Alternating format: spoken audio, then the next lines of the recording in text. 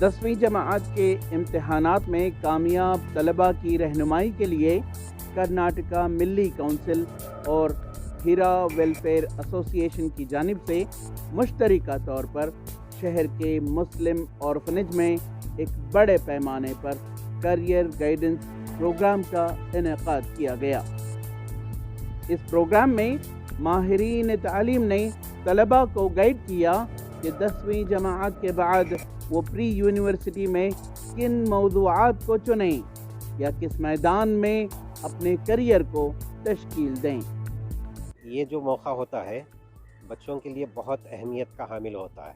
ये वक्त बहुत अहम होता है जब वो अपने फ्यूचर के लिए आगे के करियर के सिलसिले में, कोर्सेज़ के सिलसिले में इंतखाब करना चाहते हैं। तो इन हालात में बेहतर रहनुमाई की बच्चों को बहुत ज़्यादा ज़रूरत होती है।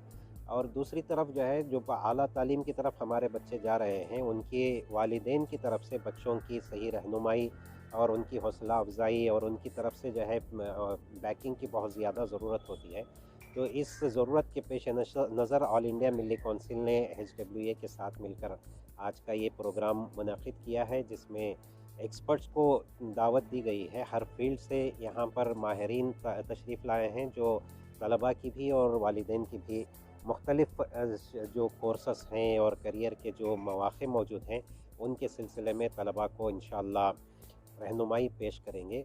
इसी के साथ साथ यहाँ मेमोरी स्किल डेवलपमेंट के सिलसिले में एक वर्कशॉप का भी इनेकाद किया गया, जिसमें डॉक्टर रफ़ीउल्लाह बेग साहब ने एक्सपर्ट की हैसियत से तलबा की जो है रहनुमाई के सिलसिले में सुबह के सेशन में एक मुस्तकिल उनका सेशन रहा, जिसमें उन्होंने बहुत अच्छे अंदाज में स्टूडेंट्स की भी और वालिदैन की भी रहनुमाई पेश की है।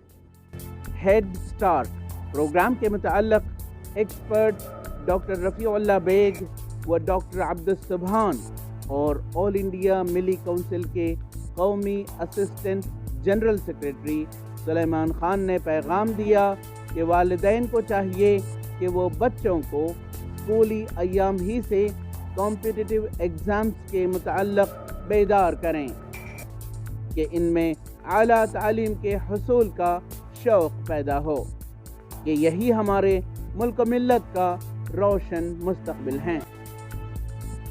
हमारी कौम के जो रहबर हैं, if we can give them the right direction at the right time, the end result will be phenomenal. Career guidance के अंदर और लीडरशिप ट्रेनिंग के अंदर I focus a lot on this. एक मिसाल आपको दे दूँ, पहले लॉकडाउन में सारी दुनिया जो परेशान थी और उनको पता नहीं था कि क्या हो रहा वाला है, 17,000 वेबिनार्स चले थे इजराइल कंट्री में।